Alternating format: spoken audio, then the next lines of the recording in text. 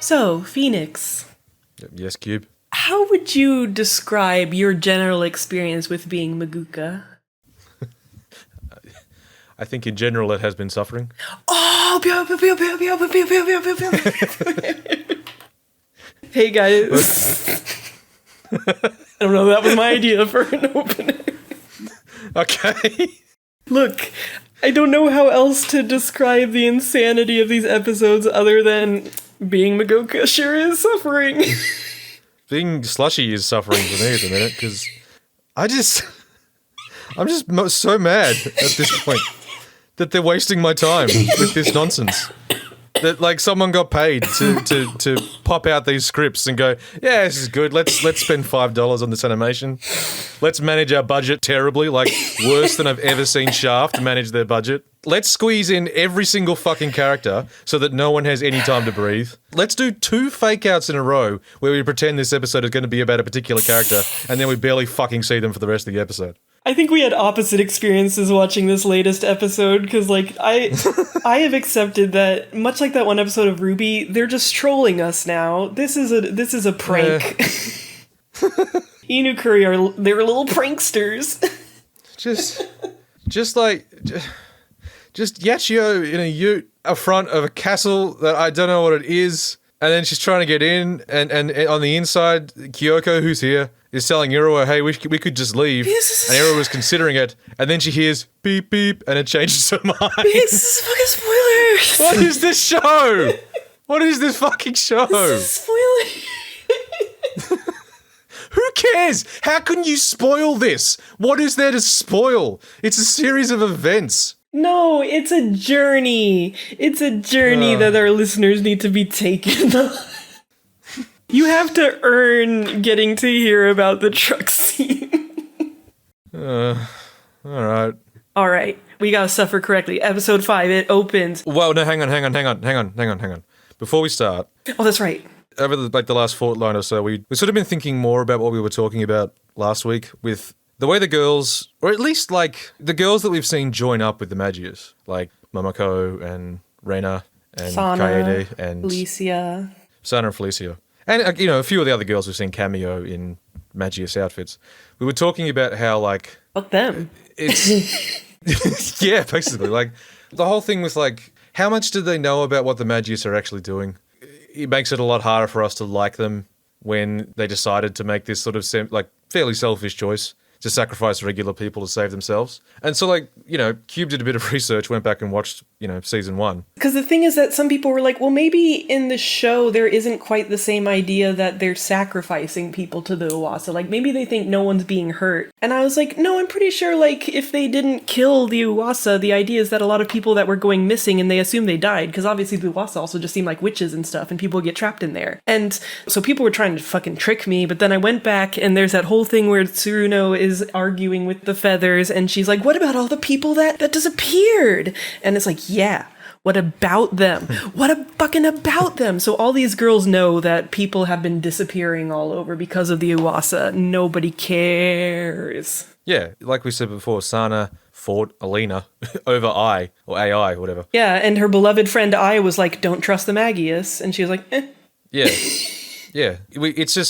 It's this thing of, like, unthinking protagonists. Either they're really, really stupid, or very forgetful, or they just do not think about anything ever. It's the thing that sucks is, like, I didn't think that, like, in terms of the wings of the Magius and the magical girls who joined up, like I said last week, I'm okay with the whole idea that, from their perspective, look, it's either we die or we make some innocent people suffer a little bit in order to save ourselves. I can understand that as a choice, and I can see how a character could see that as reasonable. But it's just so weird coming from our mains. It makes them so much harder to sympathise with. And what's worse is when you realise, as you realise in episode 5, is that, like, I don't know why they went along with any of this. Because the second that they're exposed to the realities of it, which they should have already known, they're like, I don't know if I want to do this anymore. Like, it's like they just never thought about it at all. Like, that's such a hard protagonist to get behind, one who just never thinks or questions or considers anything. It does feel like, and I know that this is something that, like, I would almost have to write an essay to try to defend myself on, but I feel like this show has a lot less respect for magical girls than Gen's writing did and their point of view. Because fucking, there's a part where it's like calling them all hypocrites, and it seems like the whole thrust of the theme of this is like, hey, you fucking signed up for this shit, girls. It's pretty shitty of you to try to get out of it now. And it's like, but the whole point was that they didn't know what they were signing up for because they were tricked by an evil little Pokemon. So why the fuck are you shitting on them now? Yeah. And also, like you said, in terms of just respecting characters as well, Gen didn't write characters this dumb. Like, all of the characters in the original series were very aware and, like, thought about what was happening and had, and considered things, and their perspective changed, and they went and actively did stuff. They had some agency. Yeah, and it's like when they didn't know things or question things, it's like, well, you can understand, like, they thought this was on the up and up because he seems like a magical girl mascot guy who's gonna help you, so you wouldn't be like, what's your secret real bad thing you want to do? Like, you can understand why they weren't asking the questions they should have asked. Yeah. Whereas in this, it's like you're never given a reason for why they didn't ask these questions.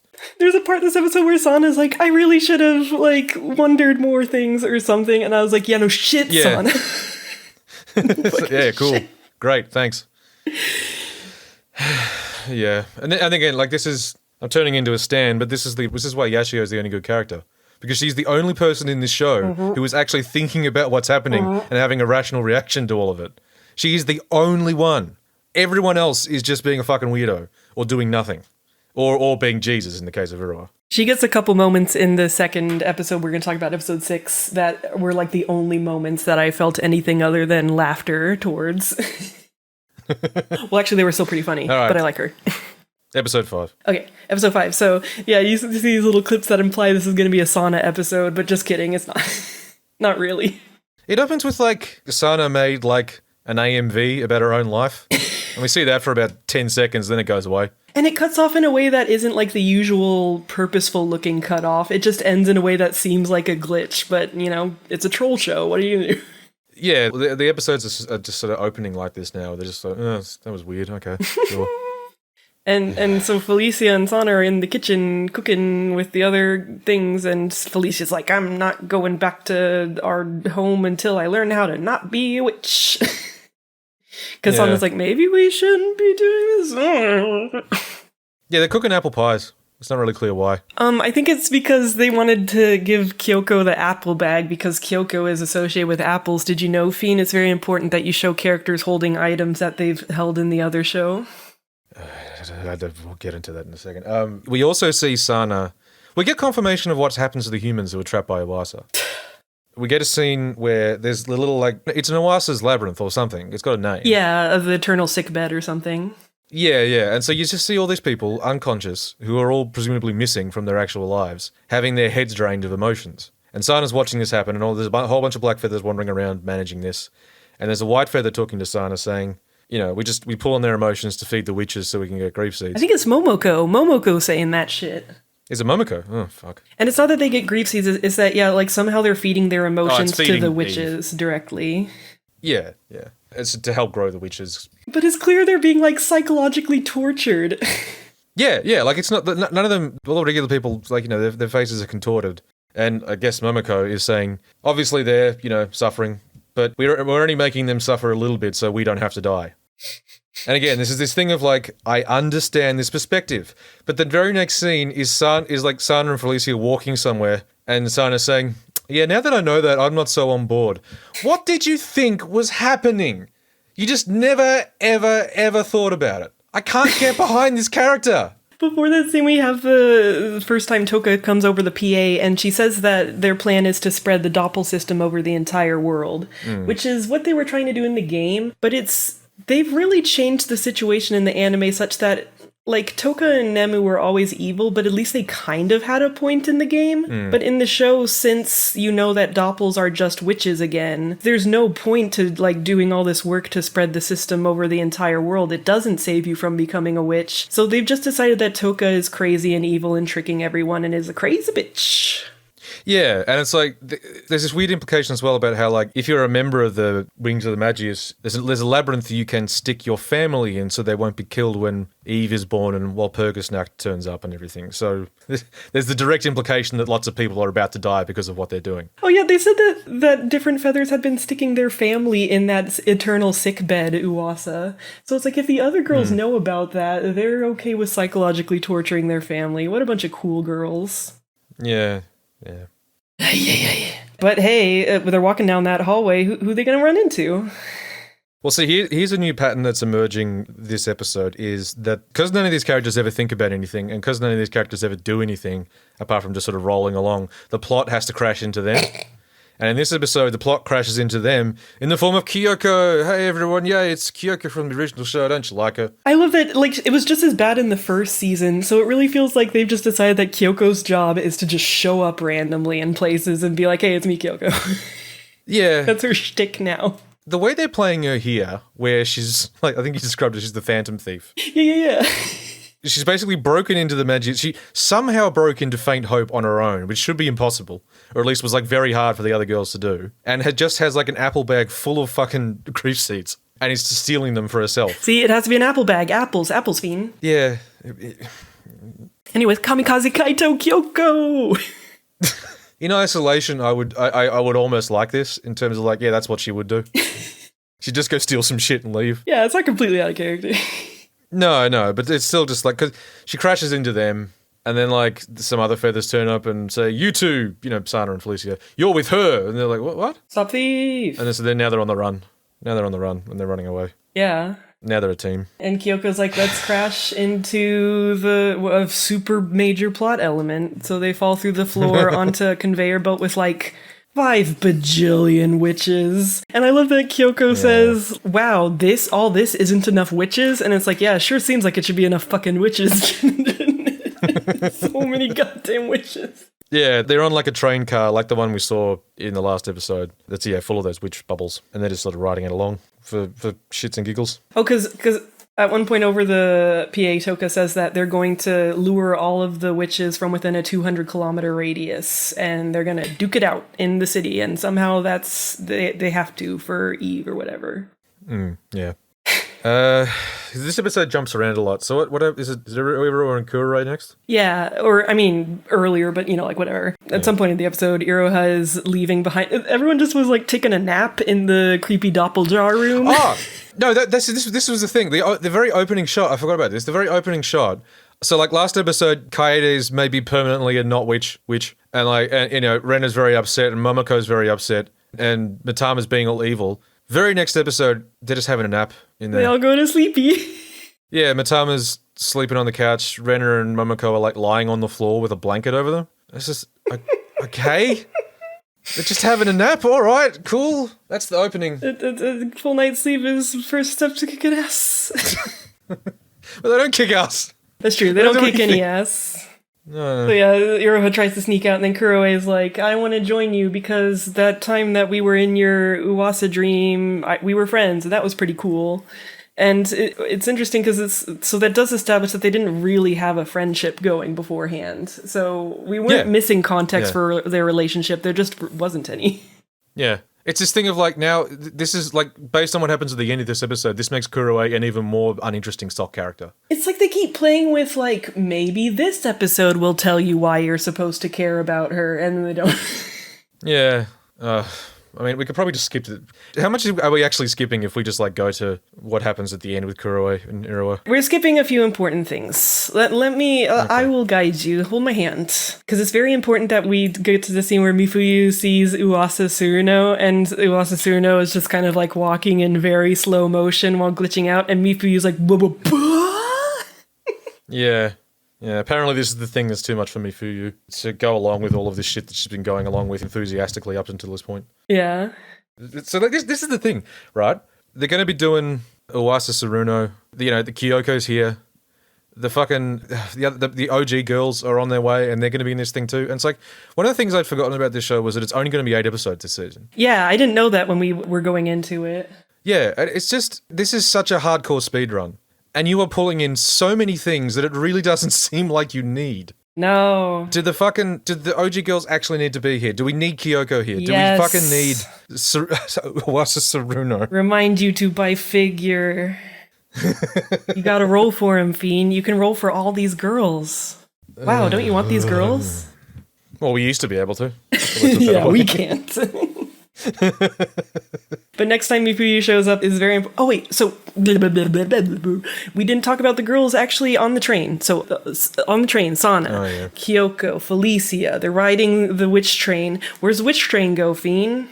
Isn't there Okay, we're actually going to reveal this now. I thought we were going to save this for the end, but I guess it's not actually the end of the episode, isn't it? Yeah, it's just like it's the kind of thing that they get done in the middle of the episode. They see the final boss. So like as I was saying about them just sort of running into the plot, the train just happens to take them to Eve, which if you know about the plot of the game, this is kind of a big deal. Eve's just here, the fucking final boss, the witch that when it goes off is going to fucking spread the doppel system that doesn't work all over the world, and it's just here eating trains full of witches to grow strong. I like that they gave it the big mouth for the anime. And it's this whole fucking thing with Kyoko where it's like, the Kyoko's doing Kyoko going, oh, I'm not going to help you guys, I'm out for myself. And then she sees Eve and she's like, serious face, and goes off to fight it. And it's like... Wait, but she doesn't fight it, does she? Well... I don't know what they do, because Sana also does like a big hammer bang, but then they cut away and whenever we cut back, they're somewhere else. Well, this is the thing, that they... Oh wait, they fall through the thing and that's when they meet Drunk Fuyu. Well, Kyoko doesn't. This is the thing. So Kyoko just jumps away, and the next time we see her, she's somewhere else, completely disconnected from this place. I have no idea how she got there. Yeah. Sana and Felicia, fall go somewhere else and run into Mifuyu, who's drunk. It's one of the only like genuinely good moments. I just like that Mifuyu was like, fuck it, I'm gonna get drunk.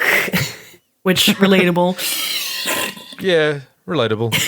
Oh yeah, Cube's drinking tonight. I need to, in the spirit of Mifuyu and all of this bullshit.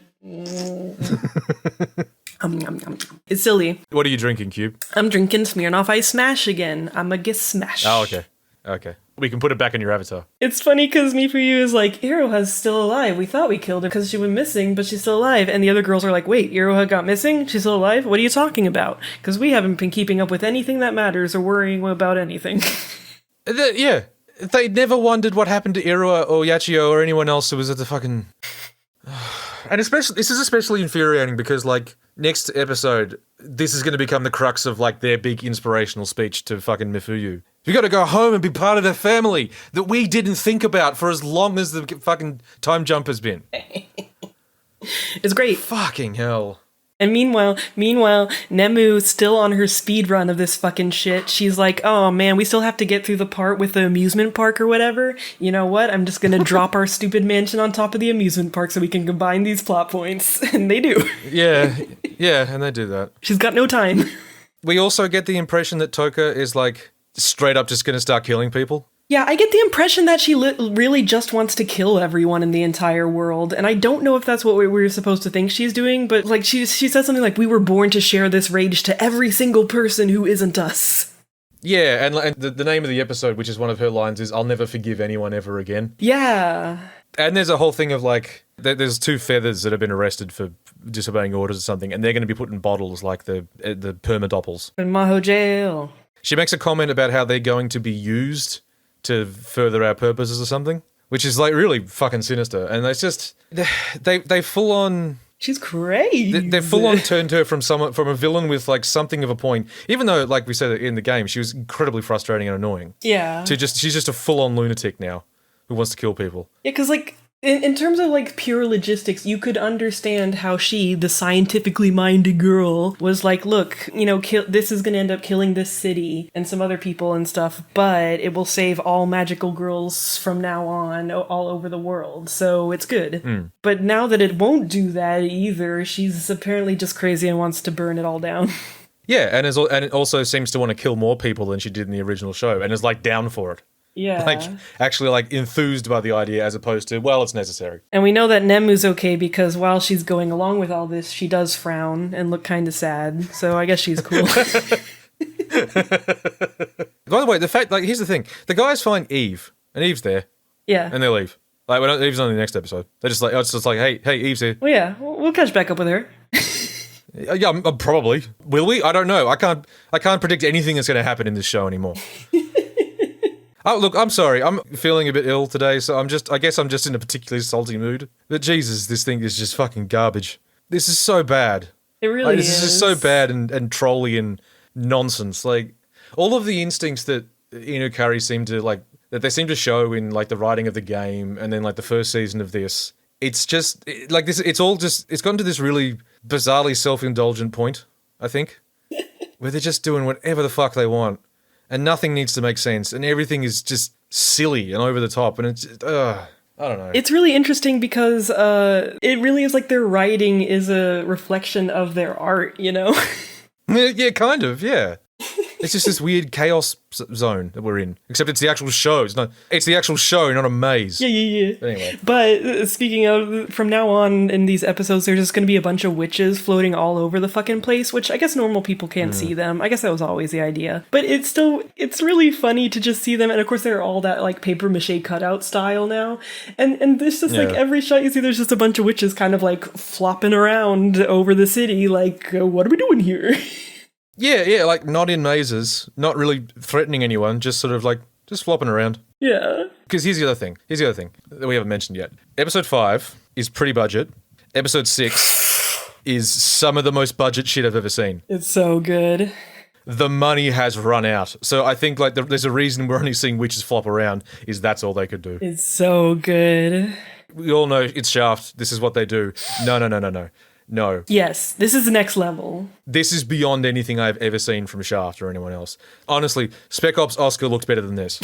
This looks so fucking bad. Yeah, because usually Shaft, the problem is that they're clearly being very visually ambitious, and so they'll have like a lot of really cool shots, but then it's like, oh fuck, we didn't get to finish any of this shit. But this entire episode is jank as fuck. Or episode 6 is.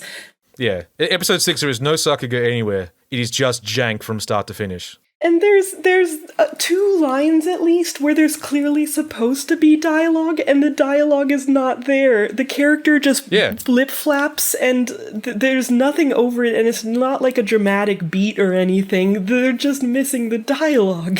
Yeah, like maybe it's meant to be arty. No. It really just looks like a mistake. Like, the line just fell out. Yeah, because it'll be like Yachiyo talking, and then someone responds to what she said, and it wasn't something dramatic. The audio's fucked up. Well, the Yachiyo one in particular, it's like Yachiyo speaks, no dialogue. Someone else responds to her, no dialogue. And then Yachiyo goes, and you hear that. Yeah. So it can't be that it's supposed to be dramatic or something. They just fucked it up. Yeah, something's gone so badly there. What is it with this? I mean, look, coronavirus and everything, but holy shit, this has been a couple of seasons of anime now where studios are just completely shitting their pants. I think it's part of that whole thing where like the whole anime pipeline is kind of finally collapsing in upon itself. Because of how like they've been desperately hiring people from Twitter and stuff. I just think they're finally hitting that point of this is unsustainable. Yeah, I was reading a thing the other day about how there's apparently a talent shortage going on in Japan at the moment because no one wants to work for the fucking industry anymore because it's just so exploitative. Yeah, understandable. And so the thing that was happening with Egg, where they were getting just randos off Twitter to do tweeners and stuff, that's been picking up as well. So yeah, like we've talked before about like we don't get how there are 17 isekais every season. Who the fuck is watching all of these? Who is paying for all of these? It really does seem like we're hitting the point where no one's paying for these. Yeah. And there might be like a pretty painful realignment about to happen. Yeah, I think there has to be some kind of reckoning where ideally how we come out of this is there's more studios like KyoAni. They only do so many projects. They actually pay their animators and stuff well. And we just don't have 50 anime studios doing stupid isekais all the time and paying everyone shit.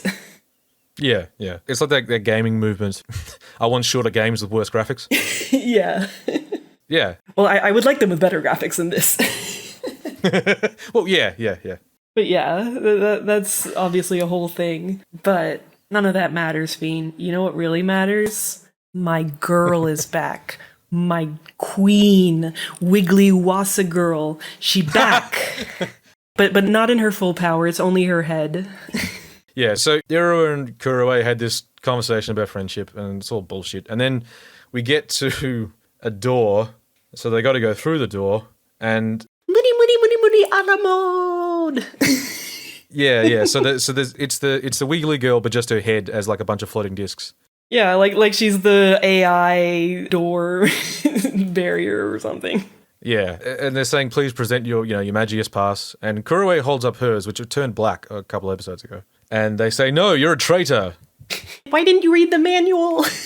Yeah. All these magical girls show up, including a cameo from photography girl with a bazooka. Yeah, she's there. So she joined the Magius, so that's cool. Wait, no, she was always in the Magius during that event, Phoenix. Oh, of course, yeah. Yeah. That's right, no, So, right. so that's the funny thing is, I think she helped Iroha, but because of the way that it was shot, I couldn't quite tell.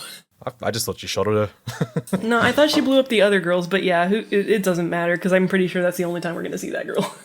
Yeah, so anyway, Kurue buys some time by putting up a big barrier in between the Black Feathers and the door and Iroha and her. And like a good secondary character with almost no development, she's now going to sacrifice herself for Iroha because that's what these characters are here to do.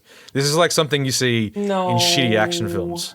Because she doesn't die, Phoenix. That's not what's happening here. It's her time to shine, Feen. It's her time for us to really maybe find out what her deal is, maybe later. It's exciting. Wow. So yeah, she blows a hole in the door and tells Iroha to run, and she's going to hold them off. And she's going to hold all the girls off by doppling. So first of all, we get a transformation sequence for Kurue. This one makes me sad. I like some of the ideas, but the execution is just kind of... It's very meh.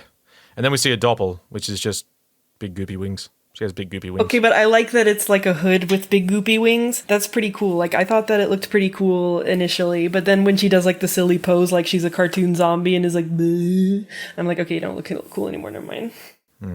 Anyway, big goopy wings. Yeah, so she's gonna handle it. But we get a stinger. What was the stinger again? The stinger is like our Wiggly girl is introducing the Uwasa of there's gonna be the Walpurgis Nacht is gonna come here. Ah, that's right. And Nemu and Toka are there, and Nemu is like, Toka, it worked. We reeled in the big one. And she looks all sad and is really badly drawn, and I'm like, mood girl. And Toka's like, it's finally coming. Walpurgis no Yoru. And it's like, yeah, you told us that was coming last season. Why are you like saying it like it's a big dramatic beat? Because it's a thing from the original show. Remember Walpurgis? Yeah, I remember it. I remember how like 3 girls were able to take it down. I remember how it was just like a strong witch that if you got a bunch of girls together, you could take down without it being too bad, you know? Well, like Madoka at her full power is able to take Walpurgis Nacht down. But we've discussed before about I'm never quite convinced in all of those loops that Walpurgis Nacht was actually killed. I feel like... look, we don't need to talk about this now. Wait, yeah. We've debated this before. But in any case, I don't buy it. Like, Homura at least was able to, like, kind of do stuff with her. Like, she was able to hit her around even if she wasn't able to kill her. Yeah. I do not buy that Walpurgis Nacht is so powerful that 10,000 magical girls can't handle her. Yeah, no, the scale is still off. Yeah, no, you're not wrong. Yeah. Ooh. So 6, it's time for the true budget. Oh... It's so jank. It opens where the last one ended, which was Kurue fighting all these feathers and seemingly killing them. Yeah, it just kind of cuts to them all on the floor, and she's like, "Bleh." Yeah, and she's like, I can change. I can be a new person. And then this ghost pops up behind her and says, can you really? I know what you're actually like. Did you forget about me? And Kuro's like, and runs away. Yeah, because the thing is, so when evil shadow her pops up, her colors of her cloak are the same as Iroha's, and it doesn't have the same shape, so I don't think she's supposed to be Iroha or anything, but it is noteworthy. And also, some text pops up on screen that says, "The past is calling to you. The only one who knows the true you is your past self. The rails of fate run from your past. Did you forget about me?" So what's up with that? My guess that's probably not true at all is that she's some kind of weird AU future Ui. That's possible, I guess.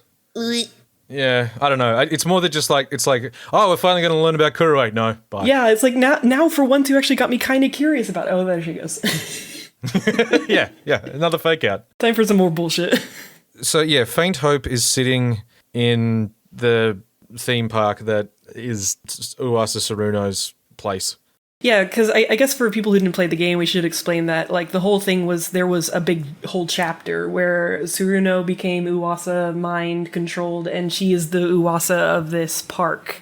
that like captures people and kills them or whatever the fuck. It was a big step up because this was like, so Iroha and Yachiyo escaped from the Memory Museum. They then found Sana and Felicia when they popped out of their hoods and were like, yeah, we're here to save you. But Tsuruno was still missing. And this also coincided with the Magius deciding they had to ramp things up. So they made this, what was it called? Clarendonian land or something? I don't care. That was meant to drag a ton of people into it and sort of either get them killed or trap them or whatever. And the Iwasa was fused with Tsuruno in the same way that Holy Mami had an Iwasa fused to her. Okay, but here's the thing. She was hanging out in Fantôme, though. So, like, if that's her Iwasa, why wasn't she there in the park? Well, that's a good question, but this show is dumb, so who cares? Hey, now you're in the right mindset for this show. Welcome. Yeah, no, that doesn't make sense, but nothing else does. So like that's like the least of my concerns with this fucking episode. Hell yeah, now we're on the level. Because yeah, after the OP, it does show that conversation between Felicia, Sana, and Mifuyu again, and that's when Sana says, "I should have tried to learn more." So here's what happens. You know, the conversation is very abstract and stupid, where like Sana's saying, "Why won't you tell us what the plan is?" And Mifuyu's response is, "Well, I knew what all the plans were, and everything bad still happened because you helped." And so, you know, it didn't help, and I wish I'd never known. And, you know, I can't change my fate. And they're like, yes, you can, and we're going to change our fate too. We're going to quit the Magius and go back home. We can all be a family again. And I'm just left wondering, why did you ever join? Why did none of this ever occur to you before? The dialogue is extremely strange in this scene. It took me a few watches to understand exactly what they were trying to get across. Yeah, it's close to nonsensical, but just the general idea that, like, the thing that's really turned Sana around is, oh yeah, Yachiyo and Iroha and the house I lived in. She says she didn't want to not know when her family is killed or something. I guess maybe she was talking about that house. She didn't make it clear. I was like, why do you care about your other shit family? No. She's talking about Yachiyo and Iroha and everyone else at the fucking villa. Okay, that's her found family. So now she cares about them. Now all of a sudden she's remembered they exist. And this is what turns Mifuyu around. Mifuyu now has a heel turn because Sana's saying to her, hey, you can come back to the house and live there again. Like, you can decide to not do bad things. And Mifuyu's like, really? I can not do bad things? And Sana's like, yeah. And so, and Mifuyu's like, wow. No, wait, the ghost Kanae. Oh, yeah, Ghost Kanae is just sort of here as well. Like, there's just like a couple of still shots of Ghost Kanae. I don't know why the other one's not here. Because she did have 2 dead friends. Yeah, I guess they didn't really care about the green one. Mel. Yeah, but Ghost kind of like touches her a bit. But like it's not in motion because again, budget. We have 2 stills. Fucking hard done by. Kyoto was cool. Ghost Kanae is touching her, and then we cut to a shot of some stained glass windows, and it looks like Kanae is on the other side of him. I'm on the outside. And So here's the go. Here's what happens next. So what's just happened is that. I feel like you're getting ramped up. Take us there. Mifuyu turns and decides to become good because someone went up to her and said, "Hey, no," and she was like, "Well, that was really effective." So she goes up to Toka and Nemu and goes, "Hey, no," and you know what? It doesn't work. Why doesn't it work? I don't know. But yeah, so like she tries to like save Tsuruno or just tell Toka not to do it because it's bad because people are going to die, which like it's good that this just occurred to her. And Toka's like, nah, people should die. I reckon it's cool. She actually like quotes fucking Kyubey from the original series where she's saying that humans only got this far because of magical girls being sacrificed and we're not going to be treated like cows anymore. And it's like, oh, okay. That part pisses me off because she says like, I won't let humanity treat us as cattle. And it's like, bitch, you know that people don't fucking know you're doing any of this. She seems like she wants revenge on all of humanity for using magical girls. And it's like, they don't know anything. The person who you should want revenge on is Kyubey. Yeah. Anyway, so like, yeah, then Mifuyu tries to save Tsuruno, but Tsuruno's the Iwasa now, so she attacks her. And then Nemu covers the ground in pieces of paper, and you hear Mifuyu scream. And now she's on the floor in a different room. At which point... I have a theory that Inukuri, they don't like Toka, and they like Alina, which understandable, but I feel like that's really reflected in how they decided to write the characters in the show, because now Toka's just a horrible crazy bitch, and Alina's like, I'm not really feeling this. Yeah. Alina wanders up and finds Mifuyu and gives her a grief seed, and it's just like, Tell me when it gets exciting, because like all of this is dumb, and all those girls are sheep. I don't want to talk to anyone. Bye. The graphic where it says herd of sheep, and it's like, okay, subtlety is for cowards. Yeah, and so then Alina leaves. Bye, Alina. That scene was pointless. I see Alina. Now what we do see is we get, in between all of this, we get a bunch of cameos. We get a whole ton of cameos. Some jank as absolute fuck cameos. So It's all your favorites. we see Mito, my fave. She looks like shit. Girl, she's beautiful. She's covering up the character with no pants, which is nice. We get like a shot of their shy friend who's meant to be looking all confident, but she just looks jank. We see two of the really cool team running in the distance. They look jank. We then see Kanagi. Kanagi's here. And like they're all fighting witches. This is the thing. They're all somewhere fighting witches. And Kanagi has this line where it's like, what the hell is going on? Good question, Kanagi. Kanagi, yeah. Why am I not a character in this version? Yeah, and it's like, it's like, apart from the fact that it's just this shitty cameo we're getting of all these girls, it's like, hey, cool, we're seeing all these girls who didn't join the fucking Magius! Because that was an option! You could have just not! I don't know what you're talking about, Feen. This is victim blaming. They had such a good sales pitch of, hey, we only have to kill like a few hundred people or something, or maybe, or who cares? You don't have to be witches, though. Just like, okay, so this was like 8 minutes in, and I realized that Funimation doesn't have like a watch at 2x speed thing. I was really sad. I'm so fucking insulted that you didn't want to soak in all of the glory of this episode. I can't cope. I can't cope with just how fucking idiotic this whole thing is. They're just scatting. It is like, it either feels like it's like self-indulgent and also low effort at the same time. Just fuck it. Fuck it all. Fuck it. It's fuck it, the show. Like, God. Anyway, what happens next? Alright, let me go through my crucial notes. So, Iroha has gotten to the fucking, the part where everything's a carnival, and she's like, I gotta get to where the Magius are, and it's just, Kyoko's on the roof, and she has to look at her through her binoculars, the binoculars from the episode of the original show? She brought them with her for branding purposes. This show's fucking dumb as fuck. Yeah, and it's great because when she looks at Iroha through those binoculars, it's such a jank Iroha. It's the best. It's such an incredible Iroha. It's the best. Oh, yeah. So okay. So like the sequence of events of that particular thing is like Kyoko's looking at Iroha, and then Iroha spots Kyoko, and then like a couple more scenes cut to them in like a fucking concession stand where they're interviewing each other through the glass. And they're just talking there, and Kyoko's eating popcorn. Oh, because she doesn't care and she eats food. That's Kyoko. Yeah, and the rooms are like perfectly mirrored for some reason. And that's where it has a sign that's like, welcome, hypocrite girls. Remember your wishes and sins. And it's like, ooh, art. Yeah. Anyway, between all that, there's like, Yachiyo's somewhere. And then, oh, look, it's the OG3. Yeah, she somehow met up with the Mitakiharu trio. How did that happen? Who fucking cares? They're together now. They're on a train for some reason. And immediately, they are on top of... I mean, I don't even know if it's a train. They're on top of some sort of moving platform. They're just on a moving platform going somewhere. Because it adds some motion to the background, because otherwise there's nothing going on in this scene. Yeah, and you might naturally think, oh, so they're already en route to where they're going, but they're not, because they don't know where they're going, and they haven't decided to go there yet. So they're just deciding to have this conversation on a train. They're discussing witches, and like Yachiyo explains what the Magius have done. Which, like, she talks about how, like, they've tricked everyone into thinking that doppels work and stuff, but they don't and stuff. Which is weird, because Yachiyo doesn't know that. Like, Yachiyo wasn't present for the reveal of the permadoppel or any of that shit. Oh, that's true. But I guess she just means, just in general, it's like, this seems sus. They suck. Yeah, she's not wrong, but, like, still. Yeah. So, and then she gets a phone call from Iroha to say, hey, I'm in the theme park.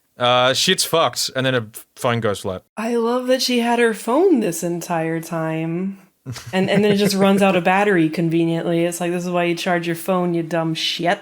So Yachiyo's gonna go to save Iroha, and then the other girls are like, we want to come too. So what do? They're on a train that's going somewhere, But fuck that, it must not be going in the right direction, so they got to get there. Bear in mind, this is a show where, like, people have fallen onto a witch carriage to get to a thing. They have just teleported half the time to just go wherever the scene needs to take them. But no, in this episode, for these people, they're gonna have logistics. Phoenix. How do they get to the place? Phoenix, fuck you. Fuck you, Phoenix. This is the best part of this episode. Eat shit. It's time for Yachiyo Driver. I'm not saying it's not fun. I'm just saying it's ridiculous. Dreams and places. It's beautiful. Yachiyo's driving. The Mitakihara girls are like standing around, and then Yachiyo turns up in a fucking ute. Like a 50s fucking, like, you know, pickup truck. Just beep beep, everyone get in. She makes them put on their seatbelts. That's one of my favorite moments. I like that she makes them buckle their seatbelts because she's the mama. It makes me happy. And now, but the thing is, now we're just going to be driving for a while. Yeah. We're like, they're just driving and having a chat, and like, we get a bit of like Glasses Homura doing the thing where she's worried about. She flashes back to scenes from the original show, except they've drawn glasses on her so that she because they pulled scenes from later on in the loops. But she's thinking about Walpurgisnacht, and she's thinking about, you know, Madoka turning into a witch and blah. It's all just the same old shit. Oh, by the way, what's her name? The voice actress for Madoka? Yuki. Yeah. Yuki, her voice acting for Madoka is so fucking good. Every time Madoka talks, I'm just like, this is a good girl right here. This girl, I like her. She's a good girl. It's just a very powerful vocal delivery. She's still as powerful as she's ever been, but like, and which is extremely. But yeah, she's just like, oh well, I'm just, you know, if we need to do it, I'm glad that I became a magical girl still, because maybe a magical girl is the only one who can solve this. And I'm just like, you're a pretty good girl over here.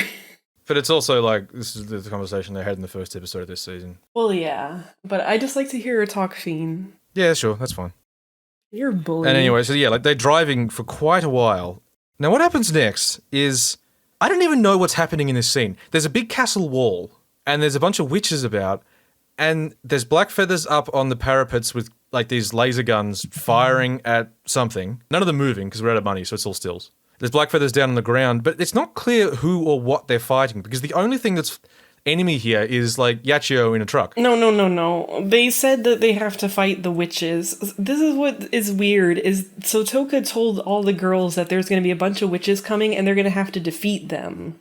And so I don't understand how that works, because if Walpurgis is, it's the most powerful that's ever been powerful, do they need to beat that one too? I don't know. And it's really funny that magical girls are just shooting with turrets. Yeah, and it's also, but this is the thing, because it's like, you can see the witches in the background up in the sky just sort of floating around, but that's all they're doing. They're off in the distance. Phoenix, there's no money. There's all these black feathers on the ground where there are no witches. Yeah, no, they're completely out of money. So the second half of this episode, Wait, Phoenix. Wait, I'm sorry. Okay. I'm sorry. I have to. Because when Iroha's talking to them, once they get within telepathy range, she puts her hand on her ear in that way, like she's using an earpiece, but she's talking to them with telepathy. It brings me joy. It's funny, Phoenix. It's funny. Yeah. Phoenix is funny.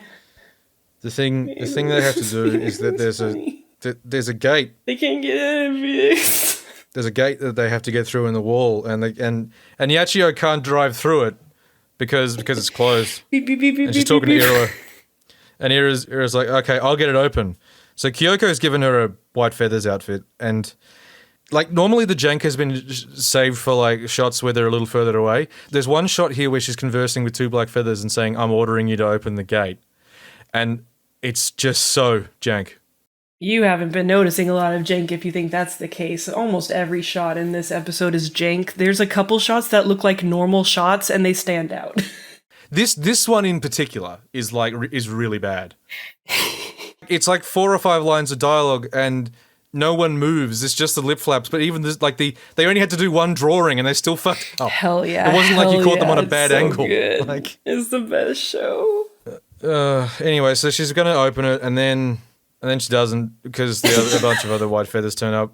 But then now Kyoko's here, even though she said she was leaving, but she's back because that's what Kyoko does. I love she uses her barrier, and you see the other girls in the background while Iroha and Kyoko talk for a very long time. And so obviously time isn't stopped because she's not Homura, but they're just kind of standing there. And then whenever you see them in the background, it looks like they're kind of maybe trying to get in, but only in a static pose, and it's the best. Yeah. It's the best. Kyoko's saying we should retreat, and Iroha was like, no, I can't retreat. There are people waiting for me. And that's when you hear Yachiyo just like, beep, beep, like she's getting impatient. It's the best thing ever. Like, they can talk telepathically, but no, she's being passive-aggressive with the horn. It's beautiful. And so, oh god, so what does Iroha do? Iroha does a connect, and guess what Iroha's connect is? It's the fucking weapon. So, like, This is actually the best shot. I think we might have to use this shot for the thumbnail. I know you're attached to them driving a car, but her crossbow being Kyoko is so much. Well, yeah, first of all, it looks like her crossbow is actually transformed to Kyoko because the crossbow is wearing Kyoko's dress. And Kyoko's nowhere to be seen, but she's definitely still there. Secondly, I've already complained about how every Iroha Connect is boring because she just puts the other person's weapon in her crossbow and fires it. But this time it's like, Kyoko's weapon is a spear, it's already basically a bolt. I felt like this shot was just for you because it looks janky as fuck, and yeah, it's just Iroha using her spear like a giant bolt arrow, and it looks so fucking funny. Yeah, and she blows the door open, and like this is the thing, right? So, there are magical girls everywhere. There's all the ones in Kamihama who are like still fighting everything. There are the fucking thousands upon thousands of black feathers. But now, What? 5 or 6 girls have gotten in a truck, and Toka's like, oh no! No, now the handful of magical girls made it in. Oh no, because... Phoenix, I think it's that because I think they remember Iroha in this continuity. Because it zooms in on the back of the truck where Iroha and Kyoko are because they're best friends now. And they're like, oh! So I think Toka's like, oh fuck, it's Iroha. I guess, but why does that matter? Because it's their good friend from the past. I think she's just like, oh fuck, look at this, my Iroha. And Nemu's probably like, this is pretty fucking cringe for her to find me trying to kill all of humanity. It's pretty embarrassing. Kyoko and Iroha have like a tsundere high five. Kyoko's profile face looks so shit. I love it. And they get out of the truck and they're like, yeah, we're here. And then a song starts playing. Oh, by the way, speaking of songs playing, when she shoots giant bolts, Kyoko, it plays Mommy's theme, and I'm like, fuck you. Stop doing that. Fuck you. It's Mommy's theme. Wait, fuck! Shit! I'm looking at my notes, Phoenix. We've skipped one of the most important things that's ever happened also. Yachiyo does a sick truck flip. Oh, that's right. This sequence is so hard to follow because they're out of money. We're just like cutting from still to still, but like something explodes and the truck flips and Homura has to like quickly stop time to go and grab the 2 girls who were in the bed of the truck because they would have gone flying. And she grabs them and holds them in the bed of the truck. Meanwhile, the truck does like a huge flip and then just lands. And everyone's fine, and it cuts to Yachiyo, and she's like, yeah. and then goes back to serious face. She meant to do it, because she's such a fucking awesome driver. Well, but like, the great thing was, what was the point? Why did they do the sick flip? Because they ran off of a cliff in the car. There's a cliff there, but so Homura catches Maruka and Sayaka, who could presumably just jump because they're magical, but she doesn't try to get Yachiyo out, and so then Yachiyo is just like, yeah, I'm meant to do it. I also feel like we're possibly underplaying the absurdity of Yachiyo. Just like the fact that the truck is here at all. Why is the truck here? Why did they need the truck? Oh, and she's transformed this whole time. She has to transform for excellent driving. Yeah. What is this truck doing here? What is the thinking? Because it's bitchin'. Believe it or not, the truck is not cool. Like, it's not a cool idea. These magical girls with cool powers and tons of spears are gonna drive an old truck. Yeah, it should have been a fucking, it should have been like a minivan, because she's the fucking soccer mom. That would have been better. It's just one of those things that, like, you're watching it and you're just low-key, like, I was just so low-key angry because this is so dumb. Like, this is just the dumbest thing I've ever seen. And And like no one's talking about like the fact that we're in a truck. Well, why would they talk about it? It's very self-explanatory. Thing they have to get there. How are they going to get there? They got to take a truck. That makes sense. Anyway, so they're in the castle. Song starts playing. Ooh wassa, ooh wassa, ooh wassa, and I guess this is the big cool combo we're gonna have is that now they've got to fight Holy Mummy and Uwasa Tsuruno at the same time. Oh, what's gonna happen? Yeah, they both appear like above each other, but you never see a shot because this thing's so fucking budget. There's a lot of shots where you don't get any feel of where the characters are or exactly what's happening. So you see them appear from like a zone that we haven't seen as far as I'm familiar with. And Iroha, you see her reacting, but like, are they both there? Are they going to fight them in the same place? Because you've already run out of money. That's not going to turn out very well at all. Unless they were they needed to save all their money so that like they could fight a bit in the next episode. Maybe. But yeah, and that's the end of the episode, except for the teaser, which is just it's just some sort of Hellvoid where Tsuruno's being brainwashed by Nemu again. It's like we've already seen this kind of. Well, no, we haven't. Well, no, it's like Tsuruno wandering around half brainwashed saying girls have to be saved, right? Girls have to be saved. Like we saw that in the previous episode. Yeah, so, but I do think it's interesting that so Nemu says like magical girls must be liberated or something. I noticed the subtitles were missing that. I assumed some of the subtitles weren't done because they probably got this episode so fucking late. But so I think because it's kind of still up in the air exactly what the fuck Nemu thinks she's doing, or is she just going along with this until some other opportunity to not approaches her, or what the fuck is her? What does she think is happening? Yeah, like this is one of those things. Another one of the things I find really frustrating about the show is that so much time is wasted having characters just sort of mumble the same lines over and over again when you could be doing something else. Phoenix, she says new lines. It's la, la, la, la. La. She says that. Like the thing that we desperately need is some idea of why these characters are doing the things they're doing and what they're thinking. And we just never get it. What we get instead is just aggressive weirdness and the same lines over and over again. La. La. This show isn't for anyone. This show is not for a human. I don't know who the fuck this show is for. Me. Yeah, I guess, yeah. Okay, I do have to shout out, there's one moment that I did like, because that time when they're in the car and talking, and Madoka's like, hey, well maybe only a magical girl can solve this, so I'm still glad that I became a magical girl. Yachiyo says, I guess it's not such a bad fate, you know? Or like she says, like, it isn't such a bad fate. And I thought that was nice. It's nice that Yachiyo is like, you know, she's an older magical girl who's resolved herself, she's known all this stuff, and she's just doing it, and I like her. Yeah, no, she's cool. I mean, I was too distracted by all this stupid shit going on to really appreciate that moment. Well, yeah, I didn't notice until my second watch through, and I was like, oh, that's actually a nice line. Anyway, it's time for some fucking nonsense. Yeah. It's good. It's a good episode. It's 10 out of 10. You've got to really stop and look at some of these shots where it's like this thing is really low frame rate, like in the sense that there are a lot of just still shots being panned over and stuff.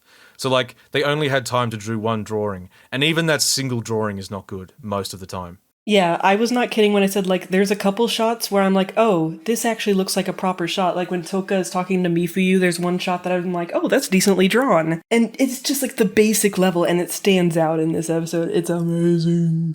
Yeah. There's even a shaft head tilt where most of Toka's face goes off screen. Probably so they didn't have to draw it, I assume. That feel when you shaft head tilt so hard that you off screen. Yeah. Yeah. There's a lot of head tilting in this one, too. Oh my god. Cool. You guys are cool. This is a cool studio doing cool shit. I love this show. Because it's only 8 episodes, there's only one more of these talkabouts to go at this point. Yeah, unless like there's just so much in the next one that we have to just go ahead and talk about it or something. I somehow doubt it. Because like, what do you even say? What do you say at this point? There's so much to talk about. It's just aggressive nonsense all day. Yeah. Hell yeah. I'm drunk. But the thing is that It's very nice that it's this fucking insane, because at least I don't have to worry about that situation of where, like, it's not good, and I have to defend why I think it's not good, and then people who like it will be like, oh, you just don't like this, not exactly like Miniki. And I'll be like, no, there's actual reasons why I think that it's not executed well. But now I can just be like, well, just look at it. look at the show. You think this is good, you're silly. That's the thing, like... I don't know how you can look at what's going on, and unless you are being incredibly generous and doing a fair bit of headcanoning, like filling in a lot of blanks yourself. I don't know how you can look at this and go, yeah, this is cool. Honk, This honk, feels honk, like honk, honk. this feels like they're just farting this out so they can sell the Blu-ray and get the season over with, and that's it. Like, it just feels so half-assed. At least Inukuri is hopefully having fun. I don't know. I'm kind of pissed off with them in a minute. They're wasting my time. I don't know. They shouldn't be allowed to write if they can't write. If this is what they produce, they don't get to write. You don't get to waste thousands of dollars on these people. It's the same as Ruby. Like, actually, you know what this actually was reminding me of was I got really strong Yuki Yuna second half of season 2 vibes. In terms of there's a whole bunch of story and we're gonna fucking hammer through it and it's not gonna make a lot of sense. Yeah, it's just like literally, what the fuck are you doing? Yeah. What the fuck is going on? And like this one is like more nonsensical than that was, believe it or not. Like because this is just The best show? like just the idea that you would half an episode on Yachiyo trying to drive a truck through a door. That was the big action sequence. Was Yachiyo getting a truck through a door? Yeah. You make it sound like that's not the only thing that can bring you joy from this episode. Is Yachiyo driving a truck, Feen? If I had a choice, I would have liked a better episode. I'm not saying it was, it's the best thing in this episode, but that's what a bar to set. You know what I mean? Feen, you know what the only thing they needed was? 2 trucks. What? No, don't do that. Having Don't do sex. 2 trucks Don't do that. having sex. My I'm hanging up. muscles. My muscles. 2 pickup trucks! Making love!